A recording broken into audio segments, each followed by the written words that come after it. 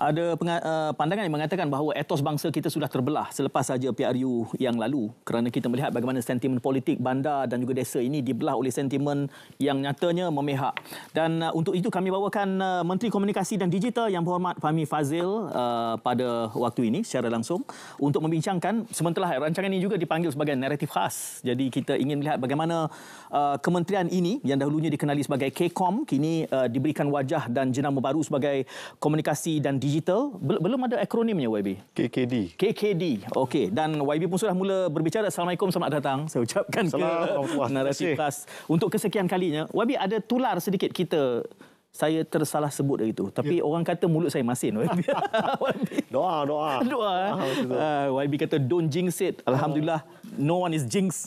Jadi, terima kasih YB kerana hadir sekali lagi hari ini untuk kita melihat secara lebih spesifik. Dan hari ke-9, YB... ya, saya tergambarkan bahawa YB mungkin sosoknya yang mungkin akan serasi dengan kementerian ini dan terbukti. Dan kerana itulah terlepas cakap hari itu. Sebelum YB hadir sebagai ahli yang berhormat dan kini selepas 9 hari semenjak clock in, learning curve. Ya. Apa yang ada eureka moment, ada kejutan, ada wah ini rupanya kementerian ini, YB. Ya, pertama sekali Assalamualaikum, salam perpaduan. Terima kasih kerana sudi menjemput saya sekali lagi. Kali pertama tu mungkin berapa 20 pada hari Khamis kan. Jumaat. Khamis ke Jumaat? Saya sangat Jumaat. Okay. Malam selepas Yang Berhormat Perdana Menteri angkat sumpah. Ya. Waktu itu sebagai ahli parlimen dan kali ini saya kembali mungkin kurang 2 minggu. Tapi dalam jawatan yang sedikit berbeza. Dalam 9 hari sejak saya clock in, saya mula bekerja secara rasmi sebagai Menteri Komunikasi dan Digital. Banyak yang mungkin saya perlu pelajari. Ada 11 agensi, 4 jabatan. Dan banyak perkara yang mungkin sebelum ni kalau kita menjadi ahli parlimen biasa, maklumat yang sampai kepada kita tu tertakluk kepada dan terpulang kepada menteri ataupun yang menjawab di parlimen ataupun apa-apa yang kita dapat daripada kenyataan media. Tapi bila saya masuk, saya mula memahami semua kerja-kerja, tugasan-tugasan jabatan dan agensi dan ruang lingkup dan juga tanggungjawab sebagai Menteri Komunikasi dan Digital. Dan dia sebenarnya satu beban yang besar, satu amanah yang perlu dipikul. I have to be very saya betul-betul tak sangka dan betul-betul tak jangka. Tapi boleh anggap sebagai rezeki. Tapi macam saya sebut tadi, amanah yang besar. Sebab sebagai contoh, saya kena jaga jabatan penyiaran. Yang merupakan memang dalam kawasan, di kawasan lembah pantai. Dan kalau sebelum ni saya mungkin menjaga aspek kebajikan, kini hala tuju strategik yang penting. Bukan hanya untuk pastikan jabatan penyiaran, RTM dan stesen-stesen radio dan juga siaran-siaran yang lain relevan untuk masa kini, tapi juga menghadapi mungkin apakah masa depan yang akan kita tempuh. Sama ada dari segi sekarang ni, adakah orang 5 tahun dari sekarang akan masih tonton TV contohnya, mendengar di radio, ataupun adakah media sosial tu akan mainkan peranan yang lebih besar, lebih penting, terutama di kalangan generasi yang akan datang. Jadi ini mungkin perbincangan yang perlu kita teliti, selain daripada perkara-perkara seperti 5G contohnya, pelaksanaan. Dan sekarang ni kita masih nak melaksana 5G. Setengah negara lain dah mula bincang tentang 6G. Dan banyak cabaran. Dan sebelum sampai ke Angkasa Puri pada malam ni, saya sebenarnya di Cyber Security Malaysia untuk mendapatkan taklimat tentang isu cybercrime, jenayah cyber. Dan juga apakah yang perlu kita lakukan untuk pastikan tahap keselamatan cyber kita terjamin. Termasuklah untuk macam RTM, menteri-menteri semua, dan juga untuk rakyat Malaysia. Banyak tugasan baru hari ke-9, tapi alhamdulillah pasukannya bagus.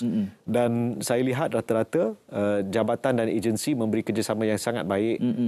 Dan orang kata sangat membantu untuk saya memahami. YB, apabila YB menyebutkan membina kefahaman, ya, kerana sebelum ini sebagai mungkin suara pembangkang melihat dari luar, kita teringat PH pernah juga berada dalam kerajaan, dan saya kira ini blessing in disguise. Kemujurannya adalah kerana kita akan punya orang yang melihat di dua-dua sisi. Sebelum ini suaranya membangkang, tidak ada akses kepada realiti, tidak melihat kepada peranan, fungsi dan kapasiti yang ada. Dan kini PH bersekali dengan BN melihat semula. Tidakkah menjadi suatu amalan untuk demokrasi moden untuk kita transparan dalam hal ini, supaya nanti ya sesiapa pun, bererti pembangkang juga boleh menjadikan shadow kabinetnya, supaya kita boleh membandingkan dasar dengan dasar. Kalau boleh saya usik di situ. Kalau kita tengok setengah negara yang lain, ya, yang sebagai contoh United Kingdom, sebab sistem parlimen kita hampir sama, ya. Jadi di situ kita ada, kalau di United Kingdom, mereka ada apa yang disebut sebagai Whitehall. Kalau di sini kita kata Putrajaya. Jadi bagi mereka Whitehall. Dan di situ fungsi dan peranan pejabat awam adalah untuk melaksanakan, tapi tidak ada elemen politik di kalangan ataupun memihak kepada mana-mana parti. Saya lihat Malaysia mungkin dalam masa 10 tahun yang kita baru tempuh ni, daripada mungkin 2012 hinggalah ke sekarang, dan 10 tahun yang akan datang, kita mungkin sedang mengalami satu perubahan yang agak asas, yang agak mendasar, yang agak fundamental, di mana di peringkat negeri kita dah tengok dah perkara tu. Macam negeri seperti Perak, seperti Kedah, kerajaan silih berganti. Hingga kan di peringkat persekutuan juga kerajaan silih berganti. Perdana Menteri datang dan pergi. Jadi mungkin cabaran terutama untuk kerajaan dan pejabat awam ialah apakah yang menjadi keutamaan? Rakyat. Rakyatlah yang kita kena utamakan. Dan dasar tu dari semasa ke semasa memang akan ada perubahan ataupun penyelarasan ataupun penjajaran. Tapi kalau rakyat itu tidak diletakkan sebagai fokus utama, maka di situ saya lihat akan ada satu ketidakseimbangan. Dan saya percaya kematangan yang mula kita saksikan sekarang ni dengan profesionalisme menerima kepimpinan yang baru, dan mungkin bagi setengah orang kita tak pernah tempuh kerajaan perpaduan, tak pernah. Dulu ni kita selalu cakap-cakap UG unity government, sekarang dah menjadi realiti. Dan bagi saya ini adalah satu, sekali lagi, peringatan bahawa rakyat Malaysia ni kita adalah orang yang amat damai. Kita boleh menyaksikan peralihan, perubahan, bukan satu kerajaan, tapi pelbagai kerajaan dalam masa 4 tahun ni. Dari 2018, 2020, 2021 dan 2022.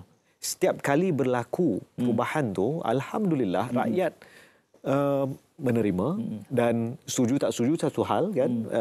Dan tapi tidak berlaku pertumpahan darah. Itu yang paling penting. Itu yang kita kena utamakan.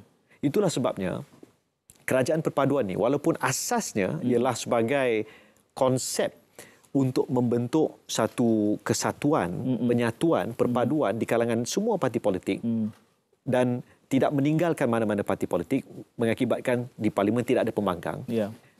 Tapi walaupun niat itu tidak tercapai atas sebab-sebab demokrasi dan sebagainya, namun hasrat untuk menyatu padukan rakyat itulah yang menamakan kerajaan ini sebagai sebuah kerajaan perpaduan yang berusaha berniat untuk menyatukan rakyat pada ketika kita melalui satu fasa yang sangat mencabar dari segi politik, sangat menduga kita dari segi ekonomi, dan akhirnya sekarang ni kita lihat kita mesti move on, kita mesti move forward, jalan ke depan, jalan terus, dan parlimenlah tempat di mana pertarungan idea, mengangkat hujah, mempersoal dasar, dan meneliti perincian, menelusuri apa-apa yang diusahakan oleh kerajaan itu perlu dilakukan melalui proses seimbang oleh pihak pembangkang.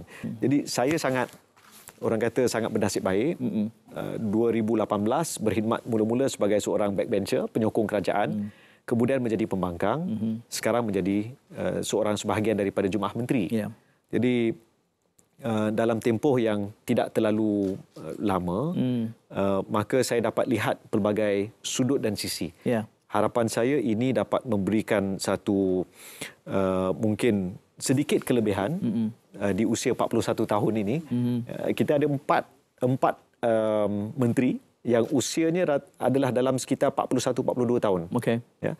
Jadi mungkin harapan kita dengan ada bukanlah anak muda tak 41 tahun ya, tapi yang antara yang paling muda lah dalam kabinet kali ini, maka kita akan dapat bekerja dengan lebih keras, selesaikan masalah rakyat dan menunjukkan bahawa masa depan Malaysia pada ketika ini berada di tangan orang yang bersedia untuk usahakan yang terbaik untuk rakyat. Ya, beberapa respon YB.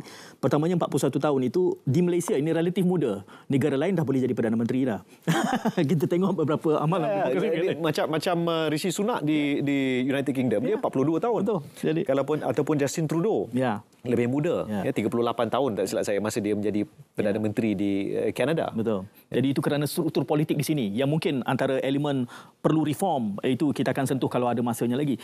Saya menarik tadi apabila Yang Berhormat menyebutkan soal penjawat awam memahami. Saya kira ini adalah merupakan apa yang berlaku 2018 hingga ke hari ini adalah saya menganggapnya sebagai a necessary process untuk memberikan kita kematangan itu, untuk memahami government of the day. Kerana saya masih ingat di awal 2018 media, bukan hanya soal RTM, banyak media menggunakan istilah kerajaan pembangkang untuk merujuk kepada beberapa buah negeri. Baik. Sedangkan tidak ada wujud konsep kerajaan pembangkang. Kerajaan-kerajaan lah, cuma bezanya negeri. Dan ini menimbulkan satu polemik tentang siapa yang kerajaan yang punya kuasa dan hak. Jadi saya memandang posisi dan portfolio YB untuk komunikasi ini adalah sebagai maestro, master storyteller. Rancangan kita malam ini pun naratif khas. Berarti di bahu YB terpikulnya tugas menjadi screen player untuk membawa naratif baru ini. We are a different government. Sutradara. Okay. You know better. YB better. Yes and no. Saya rasa rakyat sekarang ni kita tak nak tengok retorik, kita nak tengok result. Kita nak tengok untuk nak selesaikan masalah. Itu sebab bila saya hadir buat pertama kali dalam mesyuarat Majlis Tindakan Kos Sara Hidup NAKOL pagi tadi, meneliti 3-4 perkara penting yang akan kita putuskan dalam mesyuarat Jemaah Menteri esok, mesyuarat Kabinet. Kita nampak rata-rata masalah rakyat itu berlega sekitar isu ekonomi, isu harga barang. Masa saya hadir kali pertama kurang 2 minggu yang lalu pun, itulah perkara yang saya sebut. Masalah harga minyak masak, masalah telur dan ayam, masalah telur ayam dan juga ayam bulat bersih dan perkara-perkara seperti itu. Dan saya lihat rakyat mungkin tak nak mendengar terlalu banyak retorik, dia nak lihat performance sekarang. Adakah kerajaan mampu untuk menyelesaikan masalah sekarang? Rata-rata bila kita pergi ke mesyuarat kabinet, mesyuarat jemaah menteri, memang menteri-menteri yang ditugaskan untuk meneliti perkara ini, mereka memang fokus dalam bab ni. Dan cuma isunya ada setengah perkara mengambil masa. Sama ada untuk tunggu bekalan tiba ataupun mendapatkan kelulusan jemaah menteri. Ada prosesnya. Dia bukanlah sekelip mata seperti itu masalah-masalah ni selesai. Dan di sini mungkin saya lihat antara tugas saya ialah untuk membantu memberikan sedikit pemahaman. Memang ia akan ambil sedikit masa, tapi fokus Perdana Menteri. Saya bagi contoh ya. Ini mungkin satu perkara yang agak menarik. Biasanya bila kita ada dalam mesyuarat, kita akan kata dia punya salutation dia ataupun kita bagi penghormatan kepada semua. Nak sebut semua. Tak. Tadi Perdana Menteri memaklumkan, yang pertama tu sebutlah semua. Tapi selepas pada tu kalau ada pembentangan, we just get terus to it. Terus saja. Dia bukan sebab tak hormat, tapi kita nak hormat bahawa rakyat nak selesai sekarang. Dia bukan protokol. Kalau Saudara Syed pun tengok, saya ni tak ada protokol sangat kan. Dan saya harus mengucapkan terima kasih untuk itu. Saya okey kan. Jadi tapi fokus dia adalah bagaimana kita kena pastikan masalah rakyat tu selesai. Isu LRT. Saya rasa ramai yang lihat, mereka mungkin menunjukkan bukan nak kata puas hati, tapi menunjukkan Menteri Pengangkutan turun untuk melihat sendiri. Dia pakai topi kan. Dia dan topeng. Topeng tak nampak sangat kan. Dia ni dari mana ni kan. Untuk tengok sendiri. Dan kita ada menteri-menteri yang turun ya. Dan saya rasa ini sangat penting untuk mereka faham apa yang perlu mereka lakukan sekarang. Sebab rakyat sekarang ni masih tertekan dari segi ekonomi itu, dan kita risau kalau kita tak berjaya menentukan satu pergerakan pantas sekarang dengan hala tuju yang jelas untuk menyelamatkan keadaan ekonomi rakyat ni, maka itu akan mendatangkan kesan yang dan kemudaratan yang besar kepada rakyat. YB, saya merasakan ada aura keikhlasan di situ. Saya harap YB kekal dengan keikhlasan ini, kerana ramai juga teman-teman saya yang sejurus berada dalam Jemaah Menteri mereka menjadi a different kind of animal. Maafkan saya menyebut itu, YB. Kerana YB menyebut soal anekdot nakol. Kami di media juga, saya harap boleh dibenarkan untuk menjadi the fourth estate. Kerana kita juga tahu sebelum-sebelum ini, apabila mesyuarat dalam nakol itu sendiri berlangsung 3 jam hanya untuk memutuskan berapa sen harga ayam turun. Sedangkan kos sara hidup ni adalah isu yang bukan hanya berkait tentang harga ayam. Kerana kami tahu ramai politician, dia hanya ingin menampakkan bahawa ada kesan turun yang sangat sempit itu, tapi tidak membincangkan. Dan saya harap kali ini ianya berbeza. Ini dalam kerangka membincangkan peranan YB sebagai sutradara. Kita akan perdalamkan lagi selepas kita berehat seketika. YB dah menarik nafas tadi. Selepas ini kita akan berbicara lagi.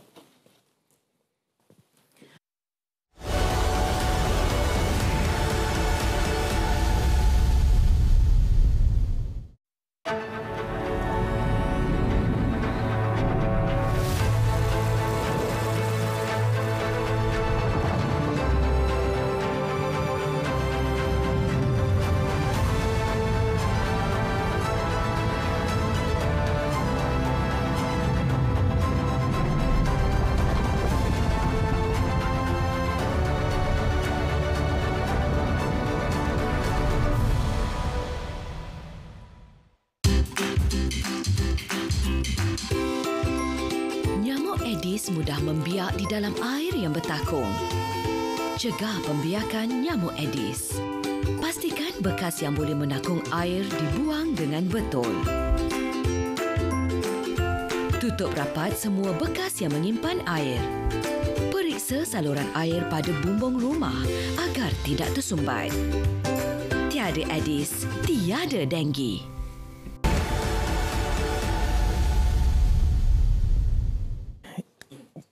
Ini adalah naratif khas kita bersama Menteri Komunikasi dan Digital Yang Berhormat Pak Hamid Fazil. Saya bangkitkan satu persoalan tadi kerana saya menganggap bahawa peranan YB dalam kementerian ini, YB menggunakan istilah sutradara, saya hilang perkataan itu tadi, YB menimbulkan perkataan sutradara, screen player untuk memberikan naratif baru kepada negara kita. Sebagai media sebenarnya kita tidaklah terbius daripada memahami apa yang berlaku di belakang tabir. Dan anekdot yang YB bangkitkan tadi soal nakol, kita tahu sebelum ini berlakunya pertemuan mesyuarat nakol sehingga 3 jam hanya untuk memutuskan berapa sen harga ayam ingin diturunkan ataupun ingin dikawal. Hanya untuk showcase, kerana kita memahami itu behavior politikus, para politikawan, para politicians untuk menunjukkan bahawa something is done. Saya harap kerajaan yang ini tulus cuba merungkaikan masalah benar demi rakyat, bukan hanya untuk showcase, YB. Bagi saya untuk faham worldview ataupun apa yang kita boleh anggap sebagai hala tuju moral untuk kerajaan ini, kita perlu rujuk kepada ucapan Yang Berhormat Perdana Menteri di program Mahabbah bersama ulama dan asatizah beberapa hari lalu. Di situ kita boleh dengar dengan jelas niat dan keikhlasan Perdana Menteri untuk menyelesaikan masalah-masalah rakyat ini, dan apakah pegangan ataupun apakah asas kepada cara Perdana Menteri membawa jentera kerajaan ini ke arah itu. Jadi saya tak boleh nak nyatakan secara spesifik, tapi saya boleh nyatakan, dan saya lihat dalam mesyuarat contohnya nakol, dan dia bukanlah penyelesaian yang orang kata penyelesaian Maggi Mi contohnya, maaflah, ataupun penyelesaian yang cepat segeralah, bukan instan macam tu. Sebab kita tahu kadang-kadang mungkin setengah penyelesaian tu akan membawa padah ataupun masalah yang lebih besar kemudian hari. Jadi isu asas ialah kemampanan, sustainability. Jadi Perdana Menteri dia sangat sensitif dalam bab ni untuk pastikan penyelesaian kepada masalah rakyat tidak mendatangkan satu kemudaratan besar di kemudian hari. Jadi itulah bagi saya moral leadership ataupun kepimpinan moral yang Amat Berhormat Perdana Menteri tunjukkan, dan dia bukan sekali ya, dia bukan sekali. Dia setiap mesyuarat yang kami hadir. Okey. Itulah yang saya nampak sebagai pegangan ataupun asas kepada cara kerajaan ini merangka dan merungkaikan masalah, merangka solusi ya, dan merungkaikan masalah tu. Maksudnya dia bukan penyelesaian yang macam tu. Ya. Sebab kita tahu keadaan ekonomi, kita tahu kekuatan fiskal kerajaan pada waktu ini. Sekarang kita faham bila kita duduk di Putrajaya, maka apa-apa keputusan yang kita ambil, kami sangat cakna dan sangat prihatin tentang perkara ini. Okey. YB, kita mula melihat kepada segala portfolio yang ada di bawah kementerian ini. YB menyebut ada 11 agensi dan 5 jabatan. Selepas melihat 4 jabatan. Okey. 15. Kesemuanya 15. Okey, 11/4. Selepas melihatnya dari luar dan kini berada dalam posisi ini, ada sesuatu yang berbeza daripada trajektori sebelumnya yang akan dipandu oleh Yang Berhormat? Ya, saya lihat antara perkara yang paling penting yang kita mesti usahakan satu penyelesaian ialah isu keselamatan data peribadi. Okey. Perkara ini mungkin kita selama ni pandang ringan ataupun kita perlekehkan. Tak apalah, kita isi je lah. Tak apalah, kita tak tahu apa yang berlaku. Tapi petang tadi sebelum maghrib, saya di Cyber Security Malaysia dan meneliti dapatan, menerima taklimat yang bagi saya menegaskan satu perkara, iaitu isu keselamatan cyber ni adalah satu perkara yang perlu kita utamakan. Okey. Isu keselamatan data peribadi juga mesti kita utamakan. Sebelum menjadi seorang menteri pada Parlimen ke-14 yang lalu, saya seringkali mengangkat isu-isu berkenaan dengan kebocoran, ketirisan, kecurian, tindakan mencuri data peribadi. Okey. Dan bagi saya, walaupun kita dah hampir lali dengan perkara ni, tapi setiap kali perkara itu berlaku, kita akan dapat mendengar secara anekdot, mungkin daripada kawan-kawan, melalui WhatsApp, dalam Facebook dan sebagainya, kawan-kawan yang mungkin terkesan akibat kena mangsa scam. Kalau kita tak berhati-hati tentang isu data, maka masalah scam ni akan menjadi lebih besar. Itulah sebabnya saya berpandangan, saya nak ambil kesempatan malam ni untuk ingatkan, sekiranya anda telah menjadi seorang mangsa scam, jangan risau, jangan takut, jangan malu. Call 997. Ini adalah National Scam Response Center yang di bawah jagaan Bank Negara Malaysia, NSRC, National Scam Response Center. Dan buatlah panggilan itu. Ya, panggilan itu 997 boleh dihubungi antara pukul 8 pagi hingga 8 malam. Bagi kementerian, kita ada pihak SKMM yang membantu dalam NSRC ni. Dan macam mak saya kehilangan RM75,000 daripada salah satu badan dululah. Dan waktu itu beliau memang, orang kata, memang murung. Nak cerita pada saya pun waktu itu dia tak nak. Saya tahu daripada adik-beradik saya. Jadi masalah ni masalah yang besar.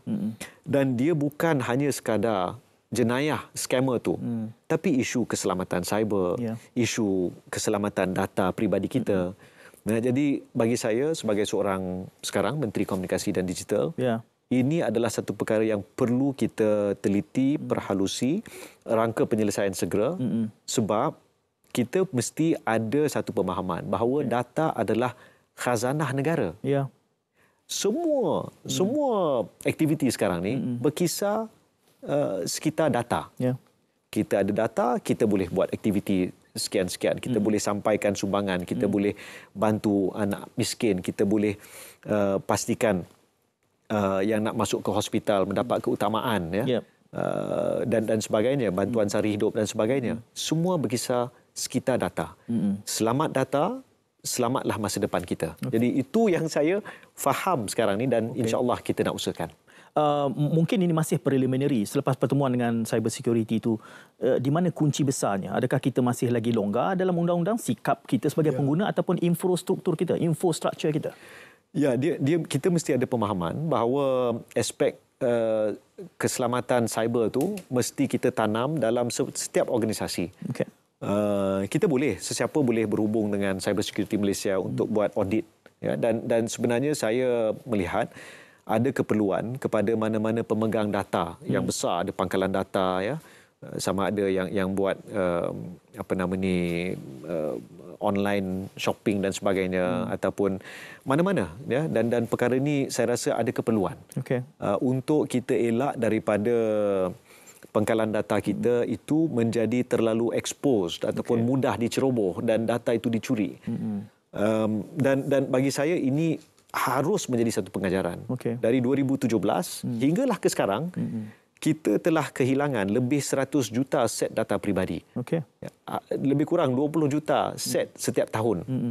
Maksudnya berkali-kali saya punya data dicuri berkali-kali, ya, daripada lain-lain badan. Jadi perkara ini perlu kita hentikan. Saya lihat SKMM ada kuasa. Saya lihat PDRM sedang melakukan beberapa tindakan yang penting. Tapi kita juga sebagai pengguna, kita juga sebagai penyimpan data peribadi, ya. Kalau kita terima pautan yang tak kita kenal, please janganlah tekan, janganlah download. Masalah malware ni, bila kita klik pautan, benda tu akan letakkan satu aplikasi dalam phone kita yang akhirnya akan mencuri maklumat. Sama ada dia boleh tengok keystroke kita, apa kunci-kunci yang kita tekan. Dia boleh curi gambar-gambar kita. Bukan saya nak menakutkan, tapi perkara ini adalah benda asas, ya. Dan saya lihat kalau kita tak cakna, kalau kita tak prihatin tentang perkara ini, maka begitu mudah data kita akan dicuri. Jadi saya sangat sensitif bab ni. Wabi, saya nak kaitkan perbincangan ini dengan retorik kebencian, hate speech yang berlangsung sekarang ini. Kerana kita tahu tentang kebocoran data dan identitinya punya kaitannya dengan strategi dan taktik politik. Kerana kita juga melihat laporan 2015 bagaimana ada pihak-pihak parti tertentu yang telah pun subscribe kepada Cambridge Analytica. Dan kita tahu itu telah berlaku dan tidaklah memeranjatkan kita bila digambarkan 20 juta setahun itu berterusan. Kerana kelihatannya penerobosan sudah berlaku. Sehinggalah kepada elemen-elemen data itu digunakan untuk membina naratif tertentu. Dan kita tahu ini telah berlaku dalam PRU yang lepas. Retorik kebencian ini menjadi bahan kempen. Dan itu juga berada di bawah bidang kuasa yang berhormat. Saya lihat, macam mana nak kata, ya, masa politik tu dah tamat. PRU dah selesai. Rakyat dah mengundi, yang menang telah diangkat. Jadi bagi saya selesailah di situ. Untuk melanjutkan hanya bagi saya mengeruhkan keadaan. Itu sebabnya Duli Yang Maha Mulia Seri Paduka Baginda Yang di-Pertuan Agong memberi titah nasihat bahawasanya kita perlu meredakan suhu politik. Perkara ini pun disebut oleh Yang Berhormat Perdana Menteri, meredakan suhu politik. Dan ahli-ahli Dewan Rakyat, ahli-ahli Parlimen mesti berusaha untuk bersatu padu. Dan rakyat yang mungkin sebelum ni, kita kena ingat bila kita sebut rakyat tu, dia macam satu konsep yang besar. Rakyat ni adalah mak, ayah, abang, kakak, saudara, ya, jiran. Selesai PRU, selesailah semua retorik politik tu. Dan bagi saya, kita serahkan kepada pihak berkuasa untuk lakukan apa-apa siasatan yang mereka rasa perlu. Tapi bagi saya sebagai seorang ahli parlimen dan juga seorang menteri, sekarang ni tugas kita adalah untuk selesaikan masalah rakyat bersatu padu. Ya, dan itu adalah titah ya, daripada bukan hanya Yang di-Pertuan Agong, tapi juga Raja-Raja Melayu. Dan bagi saya ini satu perkara yang sangat sensitif. Bagi saya kita ada hak bersuara, kita ada kebebasan itu. Tapi kita juga ada batas dan adab. Bila saya baca kadang-kadang ya, tulisan di Twitter, tulisan di Facebook, video di TikTok, ya, kadang-kadang saya rasa sudahlah. Politik ni dari semasa ke semasa, bila tiba masanya memang bolehlah buat, ya. Tapi janganlah keterlaluan. Dan saya percaya pihak berkuasa sentiasa memantau keadaan untuk pastikan dia tidak, orang kata, melampaui batas. Kita tak nak apa-apa insiden yang tak diingini berlaku, dan perkara ini sangat penting. Keharmonian, kestabilan politik, kesepaduan rakyat. Perkara ini bukan hanya kita perlu jaga, tapi kita perlu pupuk. Itulah sebabnya saya rasa sekolah mainkan peranan yang sangat penting, masjid-masjid, surau-surau, rumah-rumah ibadat mainkan peranan yang sangat penting, dan kita dalam komuniti juga. Kalau dulu kita boleh cakap, oh kamu pakai baju sekian, oh kamu angkat bendera sekian, cukuplah. Kan? Sekarang ni kita fokus ke depan, kita move on, ya, dan kita selesaikan masalah di depan kita. Okey, Wabi, kelihatannya keterbukaan ini dibawakan di bawah naratif baru ini juga punya risikonya tersendiri, dan kita tahu bahawa bahkan Pakatan Harapan juga dengan keterbukaan itu adalah kekuatan dan juga sekaligus ancaman untuk naratif ingin dibina. Kelihatannya algoritma TikTok itu masih berjalan hingga ke hari ini. Adakah itu bererti dalam kacamata YB sebagai Menteri Komunikasi ini kita abaikan maka ia akan terpadam, ataukah ada langkah-langkah yang strategik untuk menangani elemen sebegini? Kita akan tangani selepas kita berehat seketika.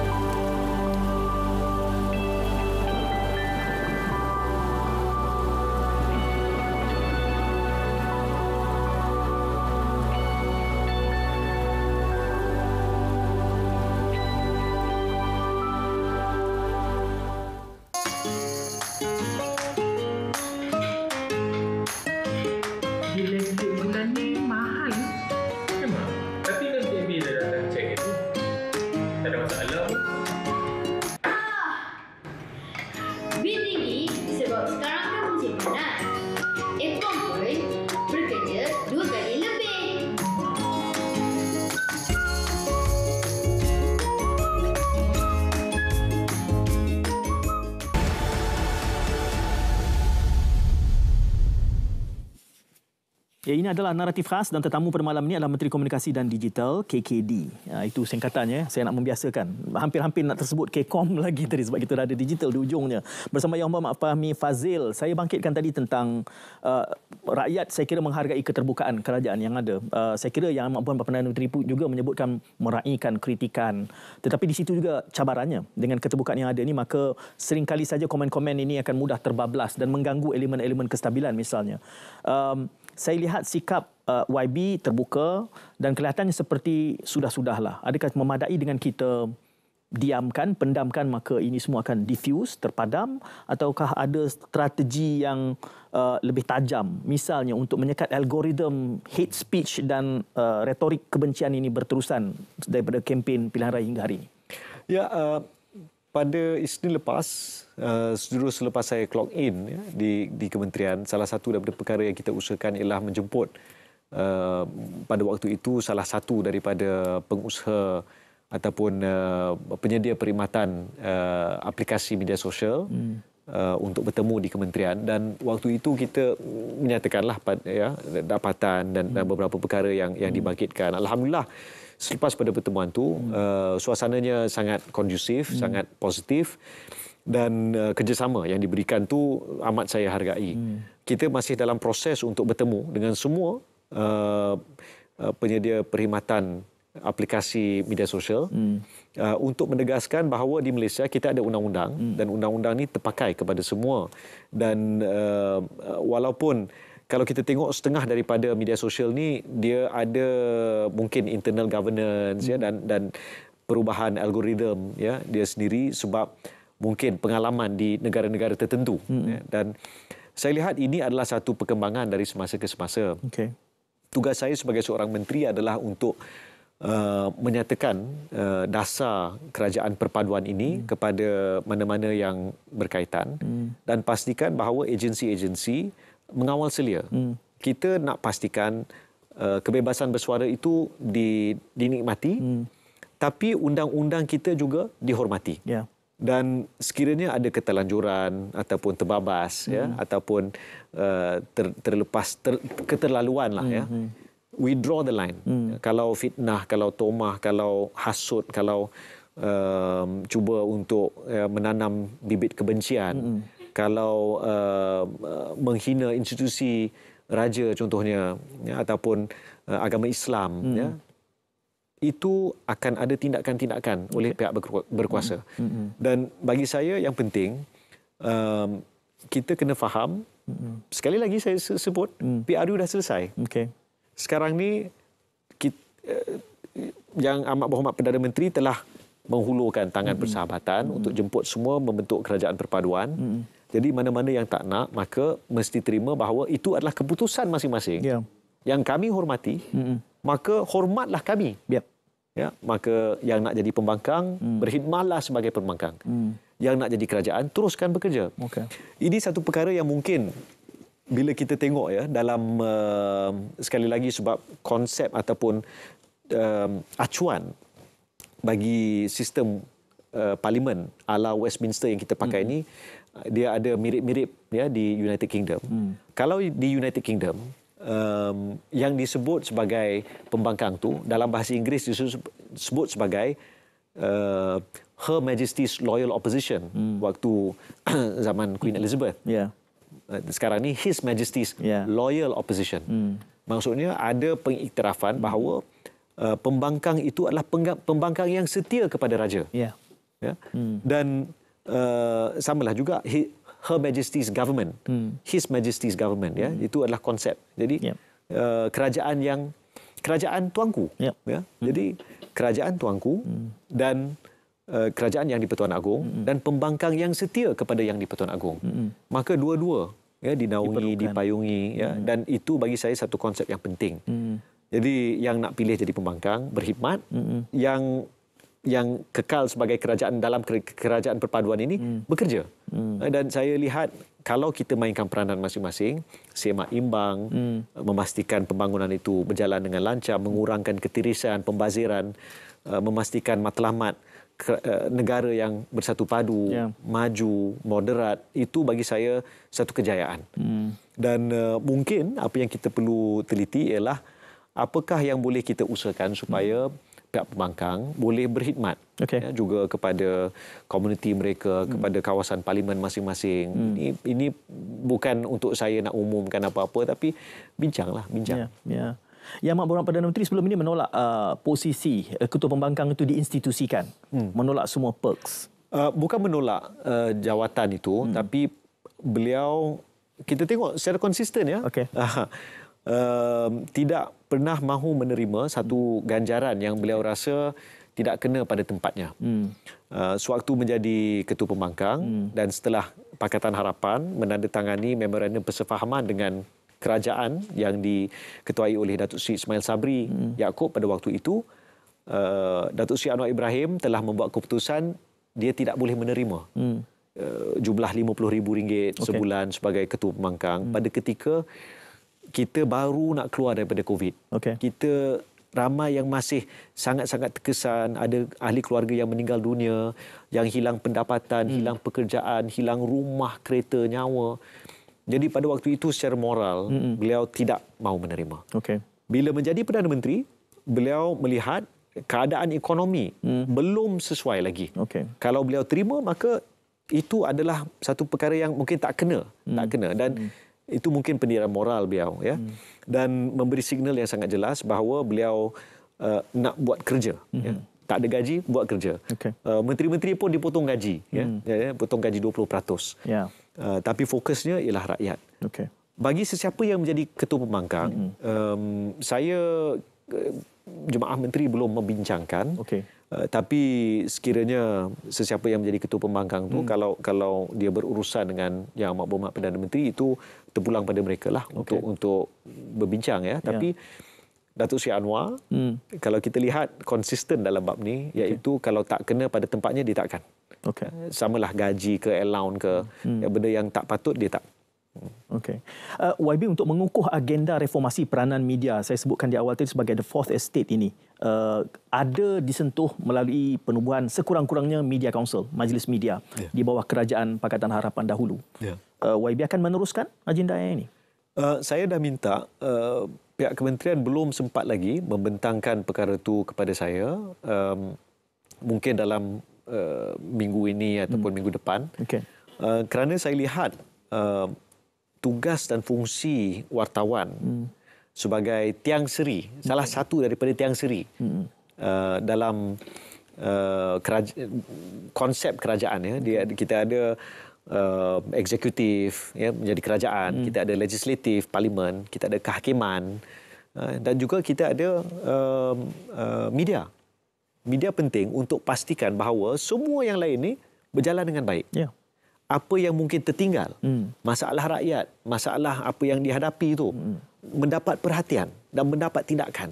Itulah bagi saya satu perkara yang sangat penting. Ya. Okay. Dan saya mengangkat konsep itu. Saya berpegang pada konsep itu. Saya dan timbalan saya Yang Berhormat Teo Nii Ching, kami konsisten dalam bab ni, kami akan pertahankan dan kita akan teliti ya, nanti apakah perancangan-perancangannya dan kita sesuaikan dengan keadaan sekarang. Ya. YB, antara komen terhadap komposisi media council ini adalah kerana ia dipenuhi kebanyakannya oleh pemilik media dan bukannya pengamal media, bukannya wartawan sendiri. YB bersetuju dengan itu? Saya belum ada pandangan tentang perkara ini sebab sebagai seorang menteri saya tak nak disalah erti. Ya, jadi mungkin saya boleh komen setelah saya mendapat maklumat yang lebih lanjut.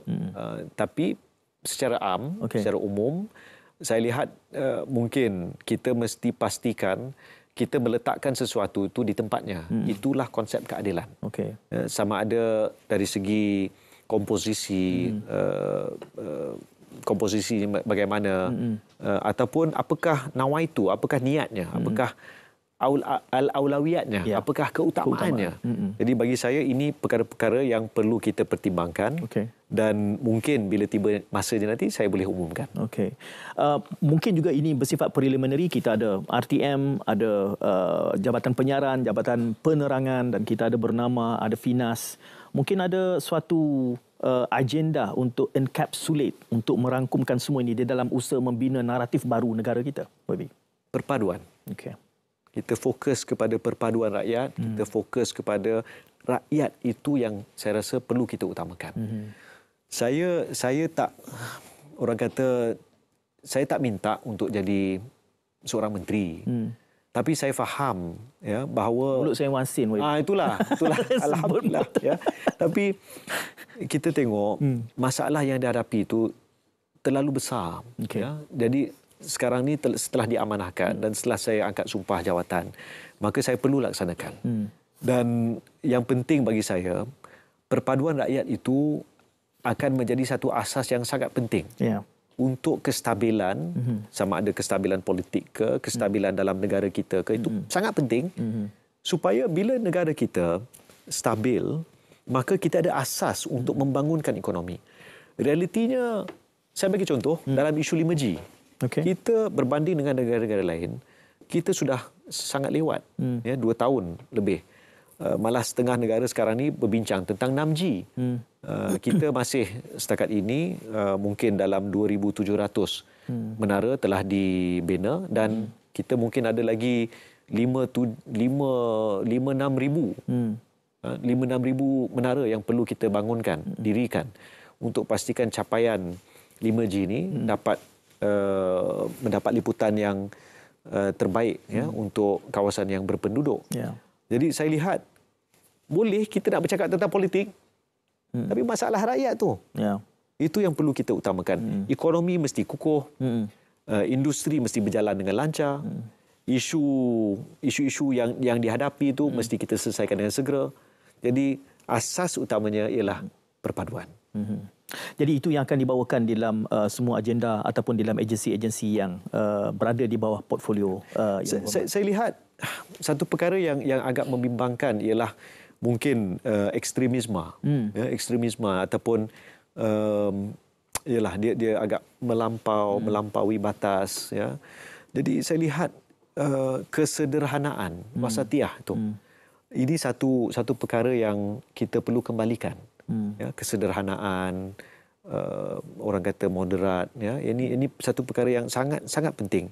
Dan kalau bagi saya perkara yang perlu kita teliti ialah apakah yang boleh kita lakukan untuk mengendurkan keadaan, merendahkan suhu politik itu, supaya banyak daripada agenda untuk membantu rakyat ni dapat terlaksana. Ya, ini pastinya lebih penting lagi melihat kepada keputusan PRU apabila sentimen politik bandar dan desa YB sangat dibelah oleh keputusan yang terzahir dalam baru-baru ini. Cuma apabila disebutkan soal 5G YB kita tahu bahawa di dalam kepimpinan yang lalu juga diperdebatkan soal model syarikatnya, DNB tak DNB. Saya tak tahu sama ada ini masih terlalu awal untuk YB berkongsi beberapa input dalam tempoh 9 hari ini. Ya, 9 hari satu tempoh yang agak singkat dan kita tahu dan kita faham usaha untuk melaksana rangkaian 5G ini menelan belanja berbilion-bilion ringgit, ya. Jadi dia bukan satu perkara yang begitu mudah untuk kita selesaikan sekelip mata. Jadi alhamdulillah semalam Kementerian Komunikasi dan Digital serta Kementerian Keuangan telah mengadakan mesyuarat dan saya juga telah mengadakan beberapa pertemuan. Mungkin esok saya akan dalam satu sidang media akan perjelaskan.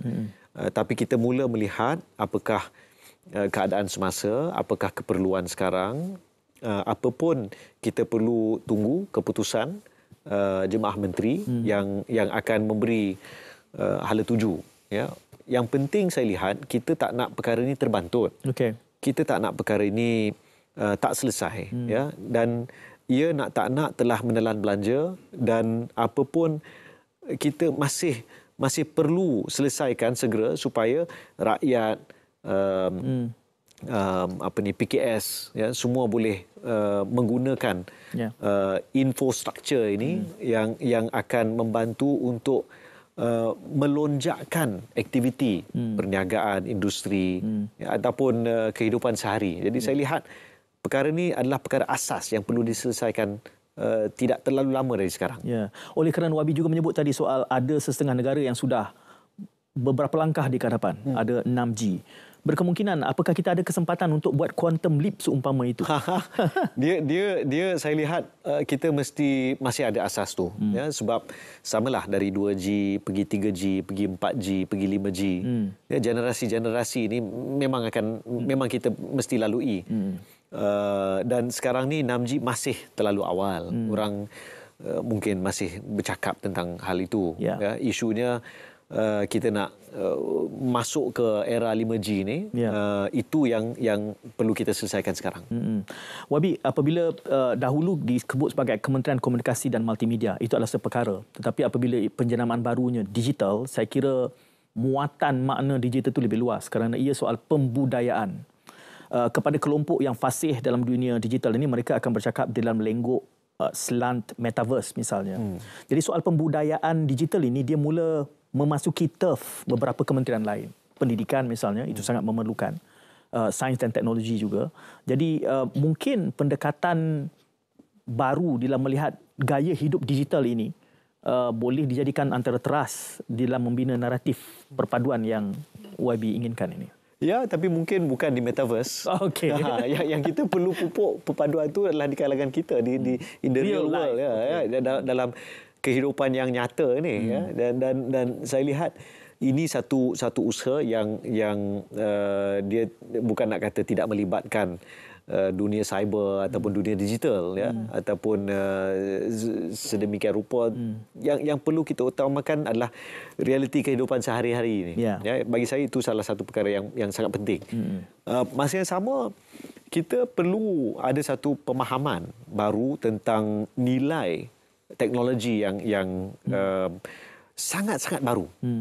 Mungkin cuba bayangkan, saya 4 tahun sudah tak ada siapa kenal TikTok. 4 tahun dari sekarang mungkin ada aplikasi baru. Jadi perubahan itu berlaku dengan cukup mendadak, cukup pantas. Dia seperti the only constant is change. Ya, perkara yang menjadi satu perkara tu, apa orang kata, perubahan itu memang pasti berlaku. Ya, perubahan itu pasti.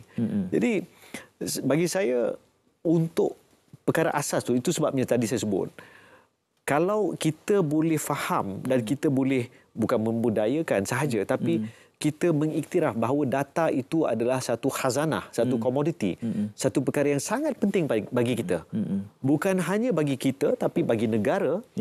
Dan kita mula memikirkan bagaimana kita boleh, orang kata, fully capitalize data ini. Sama ada dengan menyiapkan rangkaian 5G, sama ada dengan memastikan bahawa undang-undang yang sedia ada itu cukup untuk menjamin keselamatan data, ataupun memastikan bahawa undang-undang itu dan pelaksanaan undang-undang itu cukup untuk pastikan kita tidak menyalahgunakan data. Ini bagi saya adalah salah satu formula ataupun salah satu cara untuk kita memahami perubahan yang sedang melanda negara kita sekarang. Dari segi ekonomi, dari segi realiti itu. Cuba bayangkan, kalau orang sekarang ni ada yang saya buka salah satu aplikasi media sosial, saya tak sebut namanya, tapi kakak tu dia tengah jual sate. Tapi beribu orang tengah tengok. Dia jual sate. Tapi beribu. Ya, jadi itulah realiti kita sekarang kan. Mungkin orang dia cantik ke baby? Tak. Tapi itulah. Tapi kalau akaun dia kena curi, kalau email dia kena dimasuki oleh hacker, akaun dia duit dalam akaun dia dicuri, kena scam dan sebagainya, maka tak ada guna beribu-ribu orang menonton dia jual apa-apa online ni. Jadi itulah bagi saya satu cabaran dan satu, orang kata, reality check lah bagi saya dalam jawatan sekarang ni. Baik, Wabi, kita akan berehat seketika dan kembali nanti kita mula melihat kesemua yang kita bicarakan ini, bagaimana kita boleh membina satu naratif baru untuk kerajaan perpaduan ini. Jadi jangan ke mana-mana, teruskan kesian anda.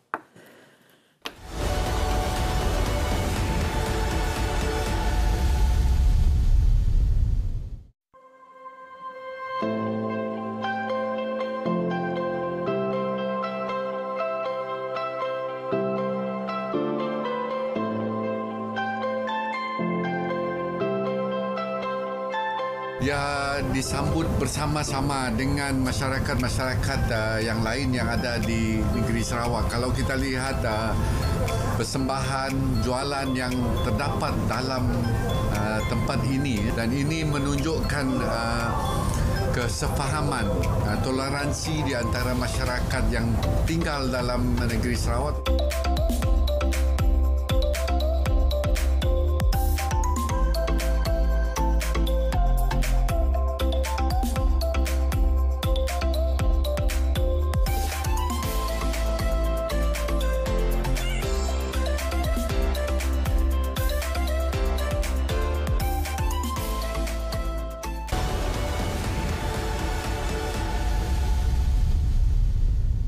Ya, banyak yang kita telah bicarakan hampir 1 jam yang lalu bersama Menteri Komunikasi dan Digital Yang Berhormat Fahmi Fadzil, dan untuk minit-minit yang berbaki ini, untuk pusingan yang kali ini, mungkin kita melihat semula kesemua yang kita bicarakan itu di dalam hasrat kita untuk membina naratif baru di bawah kerajaan perpaduan ni. Okey, soalan yang asasi, 19 hari bulan ni, undi usul percaya ni, YB.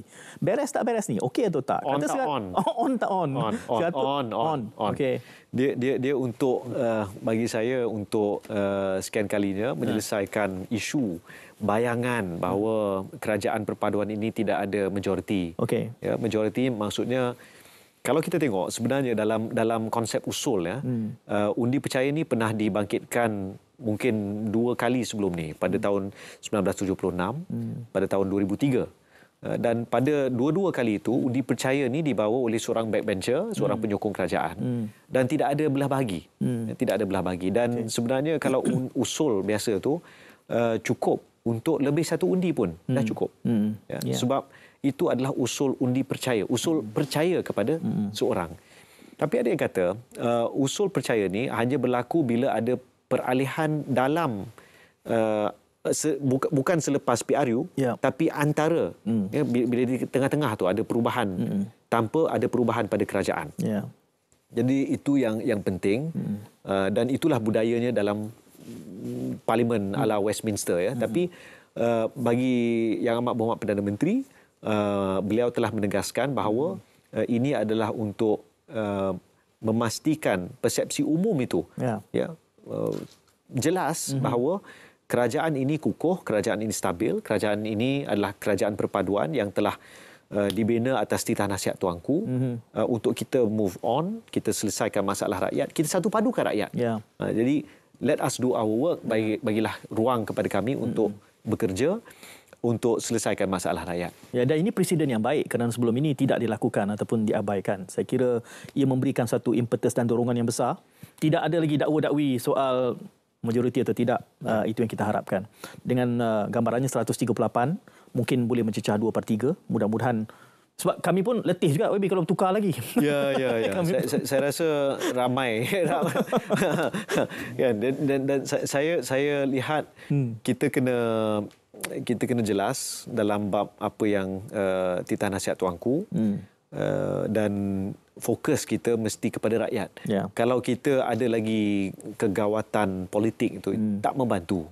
Dan sekiranya berlaku kan, kita tinggal berapa hari sebelum hujung tahun, kita mesti luluskan satu undang-undang untuk membayar emolument, untuk bayar gaji untuk Syed Munawar. Okey. Tolong luluskan, jangan tukar kerajaan. Tolong luluskan ya. Jadi itu saya berseluruh, tapi realitinya cukuplah. Biarlah kita berentap waktu PRU, selesai PRU, kita profesional. Ya, kita ambil fungsi dan tugas masing-masing secara serius. Kita tak akan tekan, kita tak akan orang kata selagi mana kita tak melampaui batas ya. Dan kita fokus kepada tugas masing-masing untuk rakyat demi pertiwi. Bagi saya itulah yang harus menjadi fokus kita. Untuk masa depan negara. Wabi, rancangan kita ini dijenamakan sebagai naratif khas. Tetapi apabila portfolio yang hadir ini adalah komunikasi dan digital, saya kira ini kesempatan yang penting untuk, kerana kita di sana sini kita ada bercakap soal budaya. Di bawah naratif itu dia harus ada budayanya supaya ia mapan. Kalau tidak kita akan flip-flop, bertukar-tukar, hilang arah tuju. Saya suka apabila YB banyak menyebut soal kompas moral dan saya harap kita akan tekal mempertahankan itu. Bagaimana YB melihat naratif itu akan dibina di dalam portfolio kementerian ini, menceritakan bahawa ini pendekatan baru, ini kerajaan yang semangatnya baru, semangatnya terbuka. Bagaimana itu akan dizahirkan di dalam serba-serbi agensi 11/4 yang ada ini. Dia orang putih kata the proof of the pie is in the eating. So kena makan dululah. Kena tengoklah hasil dia. Dan saya lihat ramai di kalangan anggota Jemaah Menteri ini, fokusnya adalah untuk selesaikan masalah. Orang tak nak dengar retorik, orang tak nak dengar slogan. Ya, malah itulah teguran Yang Amat Berhormat Perdana Menteri. Dia kata janganlah kita ada jenama baru. Tak saya sangat setuju itu. Kita fokus untuk selesaikan masalah rakyat. Harga barang, masalah buruh, masalah macam-macam masalah ya. Jadi kalau kita sebagai saya lah dan rakan-rakan dalam Jemaah Menteri dapat usaha bersungguh-sungguh untuk mula selesaikan masalah ini, memahami kekangan, sama ada kekangan fiskal, kekangan undang-undang, dan juga apa-apa lain kekangan yang mungkin ada. Kita perlu kreatif, kita perlu cari penyelesaian yang mapan. Bagi saya itu akan menjadi bukti yang cukup untuk rakyat menilai, berikan sedikit masa. Sebab memang kalau memang apa-apa penyelesaian tu pun kita kena faham. Kalau saya pilih benda yang salah, kalau saya angkat option yang tak betul, kesannya kepada rakyat. Dan saya percaya kompas moral yang Amat Berhormat Perdana Menteri dan juga menteri-menteri itu sangat jelas dan sangat konsisten. Kita doakan berjaya dan kita doakan agar Malaysia bukan hanya dapat bersatu padu, tapi dapat maju ke depan. Dan ini sangat penting dan saya percaya dalam minggu-minggu, bulan-bulan, insya-Allah tahun-tahun yang akan datang, insya-Allah kita akan dapat atasi masalah ekonomi, kita akan dapat selesaikan banyak daripada masalah rakyat ini untuk buktikan bahawa mungkin model kerajaan perpaduan ini adalah satu model yang boleh berjaya, insya-Allah. Mudah-mudahan. Saya ingin memperdalam sedikit apabila YB menyatakan tak perlu ada slogan, kerana saya rasa sloganeering ini bukan semata-mata agak mundur pendekatannya, tetapi juga dia costly. Dalam erti kata dahulu apabila bertukar seorang pemimpin menurunkan semua insignia, letterhead ini semua makan puluhan juta YB. Itu rakyat tak tahu. Betul. Sloganeering would have to go. Ya, betul. Ada yang sebelum ni tegur kan, kenapa saya tukar, bukan saya yang pilih untuk tukar nama kementerian. Okey. Itu adalah keputusan Jemaah Menteri, bukan saya secara pribadi ya. Okey. Malah saya waktu Yang Amat Berhormat Perdana Menteri menghubungi saya 5 minit sebelum beliau umum senarai Jemaah Menteri, beliau nyatakan ya, Fahmi, saya nak lantik awak Menteri Komunikasi dan Digital. Masa tu pun apa ni kan? Menteri Komunikasi dan Digital. Tapi kalau itulah keputusan dan Jemaah Menteri mengangkat keputusan itu, maka itu adalah keputusan bersama. Okay. Tapi saya dah minta arahan daripada Perdana Menteri, tak boleh ada renovation, tak boleh ada ni semua kan, tak ada tukar kereta, ni apa-apa yang kita gunakan tu adalah kegunaan kerajaan. Okay. Jam saya pun masih jam Casio. Itulah. Jadi sebaiklah saya pun pakai Decathlon juga. Jadi bukan nak jual nama jam kan. Casio dia mahal lebih.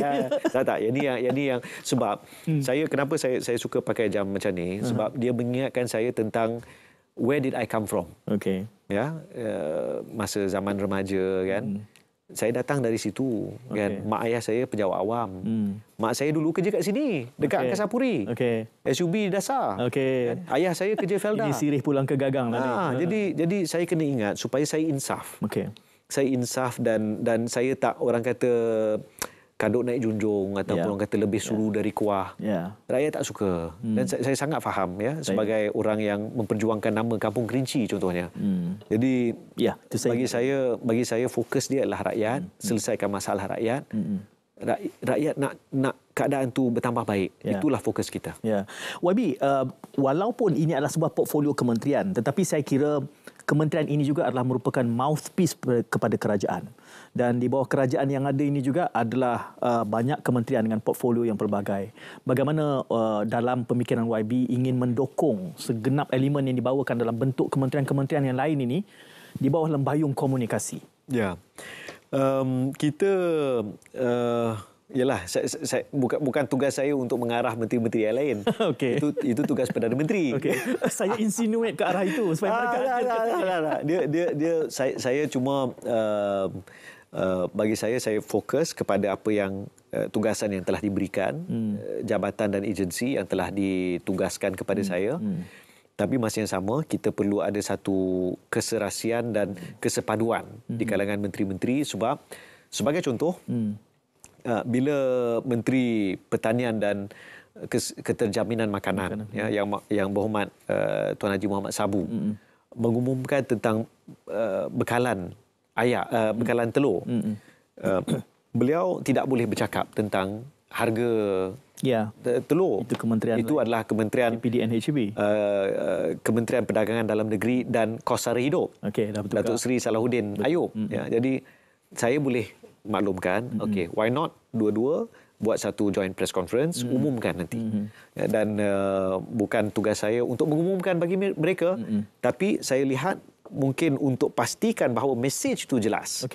Dan kita tidak cross lane, kita tidak mengambil tugasan yang lain, sebab banyak dah tugas masing-masing ni, jagalah kementerian masing-masing. Tapi saya cuma menjalankan tugas untuk memberi sedikit peringatan, untuk pastikan mesej itu jelas. Jadi itu peranan kita untuk mendukung, menyampaikan. Saya kira harus juga saya raikan, YB.